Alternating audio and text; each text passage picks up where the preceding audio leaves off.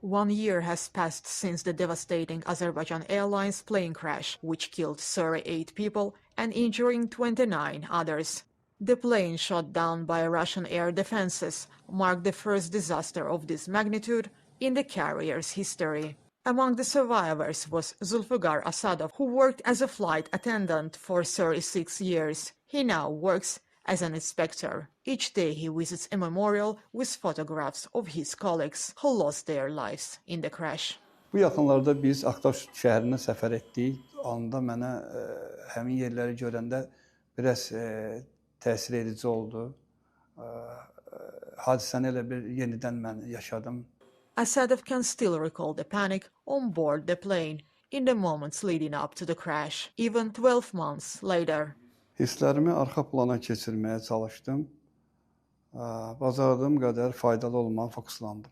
The flight was en route from Baku to the Russian city of Grozny when it crashed in Aktau on Christmas Day. Survivors say they heard an explosion followed by what looked like shrapnel hitting the plane, damaging the fuselage. 1 year on, survivors and relatives of those who lost their lives in the crash continue to seek justice as investigations remains ongoing.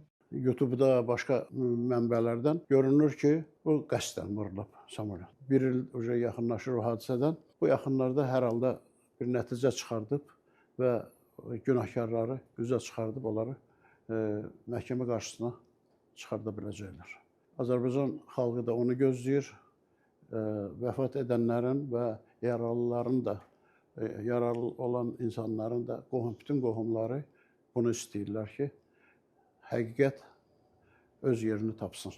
Gəldim Leyla gilə, oğlumun həyat yoldaşı ilə. Gördüm, insanlar yığılıb bura nə qədər. Dedim, nə məsələ dedi? Dedi ki, bəs İsmail qəzaya düşüb və orada həlak olub.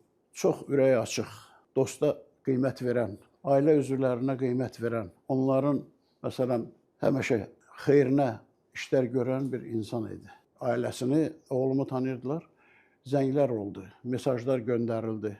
Azerbaijan revealed that the aircraft was struck by fragments from a Russian air defense missile, causing the fatal crash after extensive investigations. 1 day after the crash, Azerbaijan officials revealed to Euronews that the damaged aircraft had not been allowed to land at any Russian airport despite the pilot's requests. Moscow initially denied any involvement and suggested the crash was possibly caused by a bird strike. Russian President Vladimir Putin did end up apologizing for the incident, but stopped short of acknowledging responsibility. Almost a year later, Putin admitted Russia's air defenses, which aim to target and thwart Ukrainian attacks, were responsible for shooting down the aircraft. Azerbaijani President Ilham Aliyev, who threatened to take legal actions against the Kremlin, has called on Moscow to provide compensations to all victims and parties affected by this tragedy. Ukraine and the US have reached a consensus on several key issues aimed at ending the war with Russia, well into its 4th year, but territorial controls remain a sticking point. Ukrainian President Volodymyr Zelensky says disputes over territorial concessions of the eastern Donbass region remain unresolved. The future of Ukraine's eastern region remains at the heart of the talks, with the Kremlin, who occupies the majority of it, deeming it necessary to establish a security buffer zone. Zelensky says ceding Ukrainian land is not acceptable as Russia continues to pile pressure and looks unlikely to back down from its maximalist demands. Another contentious issue, according to Zelensky, is management of Europe's largest nuclear power plant, which Kyiv is unwilling to allow Russia to control. The US has proposed a consortium with Russia and Ukraine, each controlling equal stake in the Zaporizhzhia plant.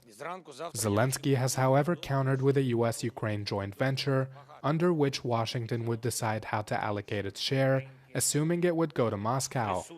The Ukrainian president says that despite a lack of agreement on the key points, most issues have been brought closer together. He added that a response is expected from Moscow in the near future.